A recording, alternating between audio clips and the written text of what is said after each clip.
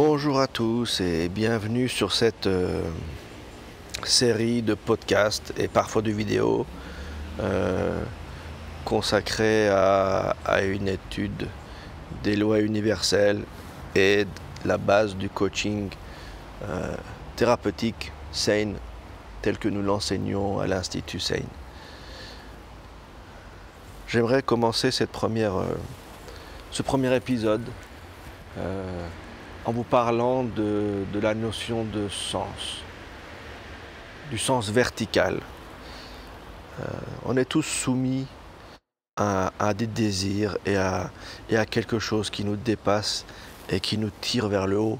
C'est pour ça qu'on appelle ça symboliquement un sens vertical, parce que lorsqu'on grandit, lorsqu'on veut se dépasser, être meilleur tous les jours et finalement simplement évoluer, on est attiré vers une sorte de lumière.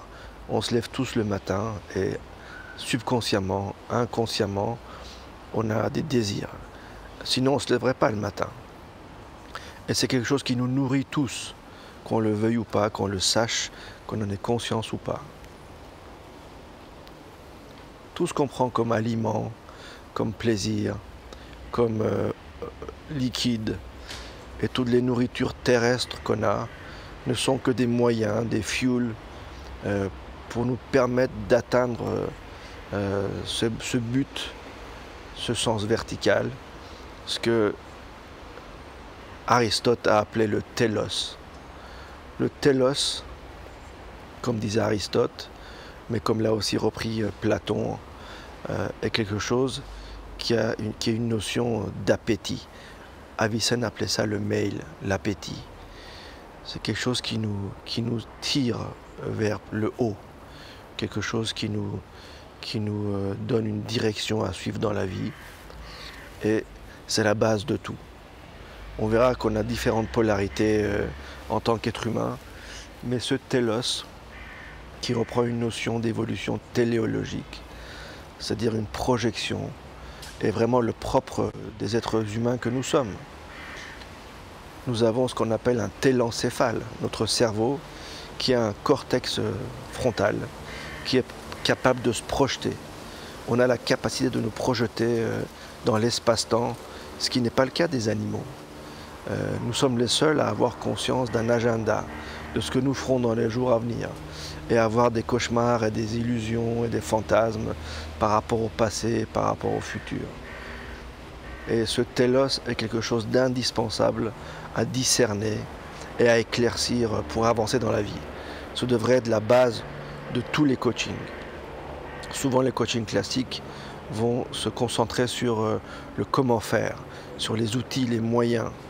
Mais tant que vous n'avez pas un télos, une destination, une finalité bien claire de ce que vous voulez à court, moyen ou long terme, tous les comment du monde ne serviront à rien.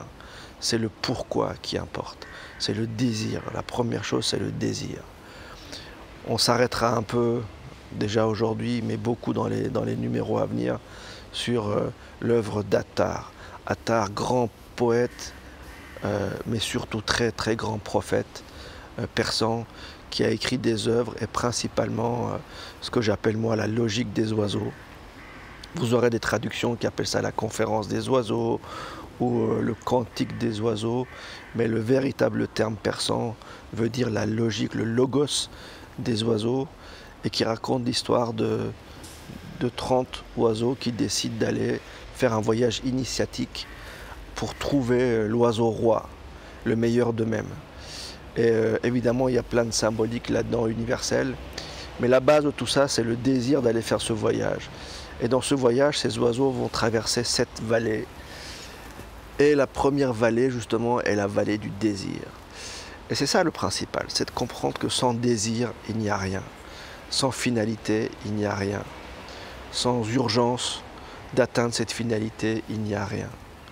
On dit souvent qu'il n'y a pas de vent favorable pour un bateau qui n'a pas de port à atteindre. Sinon, il va dans tous les sens, il perd son énergie et il se dilue. Et nous sommes très nombreux dans les sociétés actuelles à nous diluer dans des dans des loisirs et des peurs qui se chevauchent et qui s'alternent et qui nous sont fournis exprès par des médias, par les gouvernements, par toutes les autorités, pour nous éloigner de nous-mêmes, pour nous éloigner de la finalité de nous-mêmes, de l'évolution qu'on doit suivre et de la projection qu'on aurait du meilleur de nous, de notre vrai télos, qui est lié à une âme, à notre âme céleste, humaine, qui, elle, sait où elle va. Est-ce que vous avez remarqué qu'à chaque changement de saison clé, vous avez un très grand nombre d'animaux migrateurs, des oiseaux, des poissons, des cétacés, qui se mettent tout d'un coup en marche, en vol.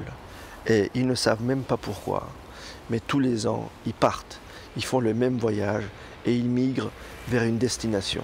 Ils ont quelque chose qui les appelle, c'est plus fort qu'eux. Ils ont une sorte de GPS à l'intérieur d'eux-mêmes, une sorte de signal d'alarme qui, lorsqu'il retentit, plus rien ne peut les arrêter. Si vous regardez sur le cercle arctique, vous avez les caribous, ces petits animaux adorables, ces cerfs, qui se mettent tout d'un coup à courir en cercle autour de l'Arctique. Et ils font le même manège à chaque fois.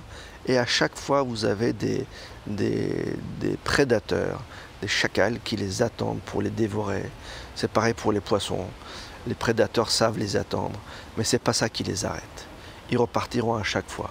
Parce que lorsque votre désir est plus fort, lorsque vous êtes connecté à votre télos, à cette finalité, plus rien ne peut vous arrêter. Vous avez une certitude de la destination à atteindre et c'est vraiment la plus grande des forces des êtres humains que nous sommes. On a conscience de notre futur. Et le premier télos dont nous avons conscience, la première finalité dont nous avons conscience, c'est notre propre mort. On va tous mourir et on le sait. Et c'est une des plus grandes forces qu'un être humain a par rapport à des animaux qui n'ont pas conscience qu'ils vont mourir un jour.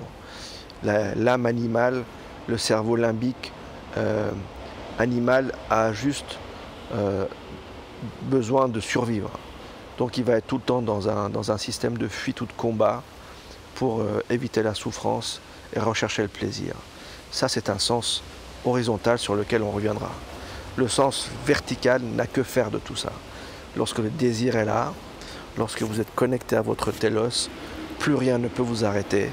Et c'est pour ça que c'est quelque chose de très important à clarifier avant tout coaching, avant de vous lancer. Qu'est-ce qui vous attire? Qu'est-ce qui vous fait jouir, vous enthousiasme? Qu'est-ce qui vous donne force quand vous vous levez le matin? À quoi vous pensez? Qu'est-ce qui vous donne envie de vous lever? Vers où aller? Quels sont vos projets? Ayez des projets clairs. Peut-être c'est difficile d'avoir des projets à long terme pour nombreux d'entre nous. Mais on peut avoir des projets à court terme, juste se sentir mieux, ne plus avoir mal à tel endroit, ne plus ressentir de la tristesse, se débarrasser d'un deuil, etc. Ce sont autant d'étapes dans une vie qui à chaque fois représentent une sorte de mort et de renaissance où on renaît de plus en plus fort, de plus en plus mûr et grandi. Et à chaque fois qu'on change de palier, de niveau, on a notre télos, notre grand télos qui s'éclaircit et qui s'éloigne, qui, avec un niveau de conscience plus élevé, on a un télos qui se projette de plus en plus loin et on a conscience de choses qui nous dépassent. Parce que le véritable sens de notre existence nous échappe. Il est plus grand que nous. On ne sait pas ce qu'on ne sait pas. Mais il faut avoir la foi et de la certitude dans ce télos. Et la première chose à faire, c'est ça, c'est de se connecter à nos désirs intérieurs. Parce que ces désirs viennent de l'intérieur et jamais de l'extérieur. Les attirances vers l'extérieur sont des attractions externes, des aspirations externes qui sont différentes de notre inspiration qui est interne. Regardez nos cellules, elles savent où elles vont, elles ont un télos. Chacune de nos cellules, lorsqu'elle naît et qu'elle est indifférenciée, va savoir, on ne sait comment, qu'elle va devenir une cellule du foie, une cellule du rein, une cellule du cœur. Et aucune ne se mélange avec les autres ou n'a de crise d'identité en voulant ne pas être elle-même mais une autre cellule, ou de jalousie ou d'envie par rapport aux autres. Nos électrons savent exactement dans quel sens tourner autour du noyau. Les planètes savent dans quel sens tourner. Elles ne changent pas d'avis du jour au lendemain. Elles ont une certitude, et tout l'univers a une certitude et avance vers une destination, vers une finalité qui à l'extrême est infinie. On vient de l'infini et on va vers l'infini. Le grand Rumi commence sa plus belle œuvre, le Masnavi, avec un poème qui parle de la flûte de roseau, le ney, qui se plaint et qui se lamente d'avoir été séparé de sa jonchée, de ses semblables, de sa source. Et il vous dit, le ney vous dit, quiconque a été coupé de sa source n'aspire qu'à une chose, c'est d'y retourner et de la retrouver et de s'unir à nouveau à elle. Et nous sommes tous des âmes fragmentées et coupées de notre source. Et on n'a qu'une seule envie, notre âme n'a qu'une seule envie, c'est retourner là-haut. Comme dit Rumi, je viens d'en haut et je retourne là-haut. Nous venons tous d'en haut, nous sommes tous des êtres célestes avec une expérience terrestre. Nous vivons une expérience terrestre, mais juste pour nous aider à grandir, à évoluer et à partager nos expériences avec le reste de la création. Nous sommes des participants à un océan divin complet et chacun de nous a des talents, a un génie et prendre conscience de ce talent, de ce génie et d'en faire un télos et de le partager, le mettre au service de l'océan, de la société et de toute la nature est quelque chose de fantastique. Et il faut prendre conscience de ça.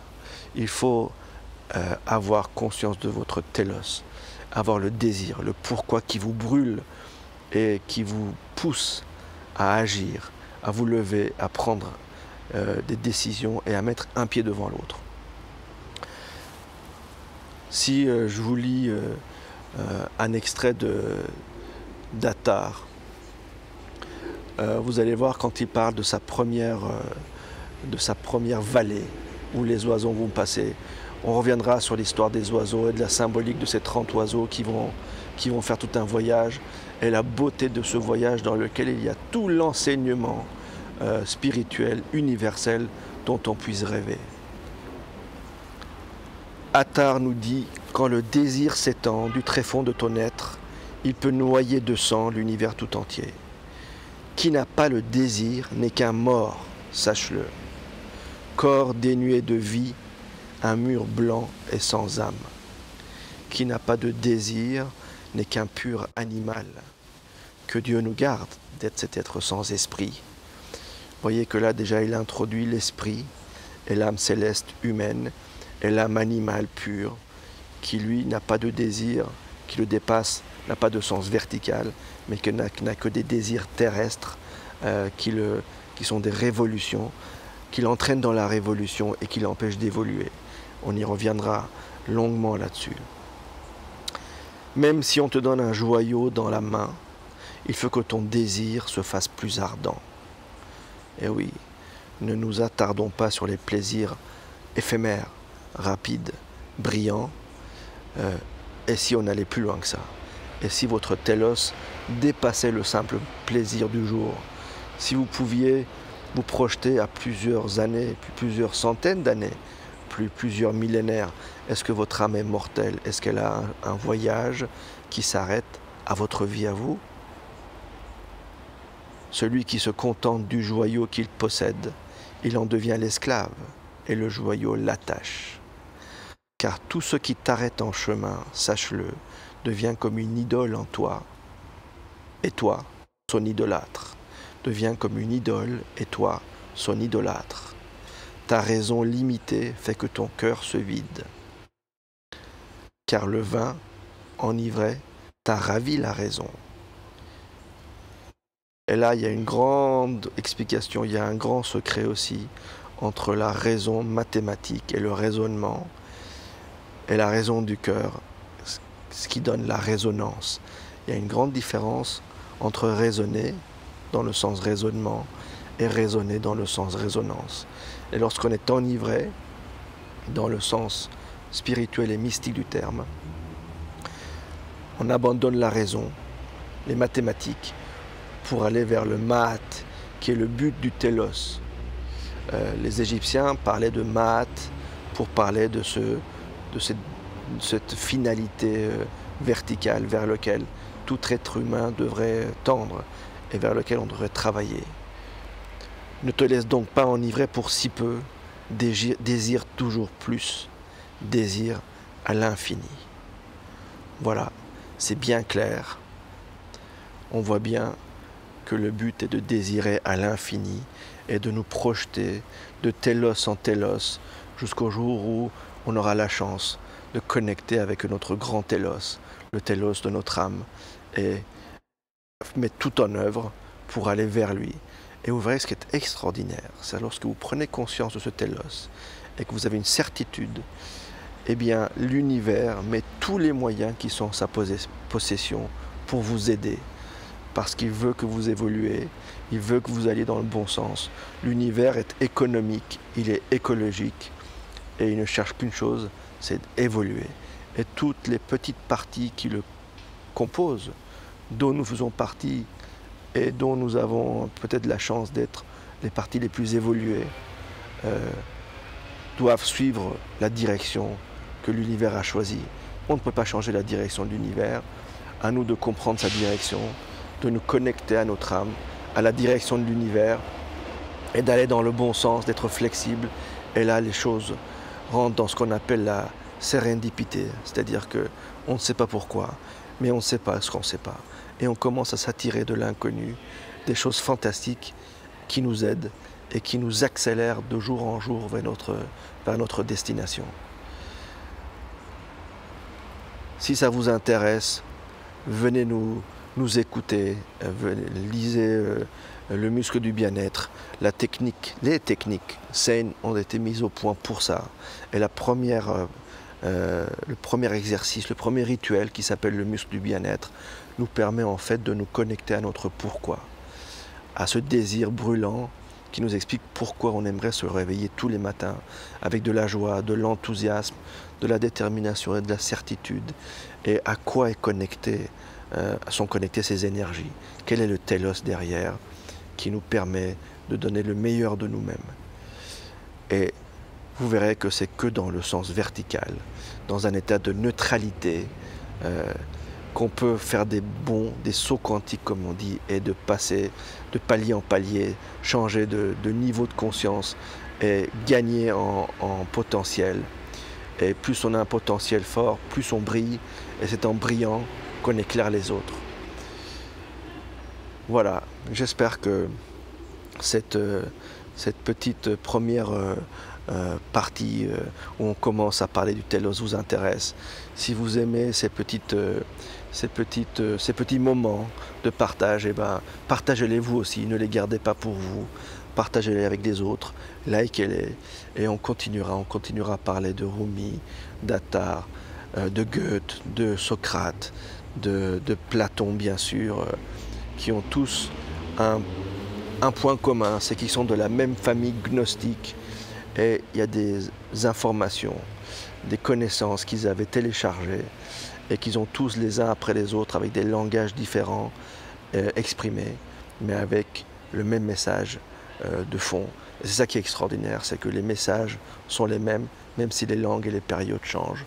Donc c'est qu'il doit y avoir quelque chose de vrai là-dedans. Voilà, je vous donne rendez-vous bientôt pour un deuxième numéro. Je vous souhaite de trouver votre télos, trouver vos projets, votre raison d'être, et que votre chemin de vie s'aligne avec cette raison d'être, et vous verrez tout s'éclaircir de mieux en mieux, jour après jour. Je vous dis à bientôt.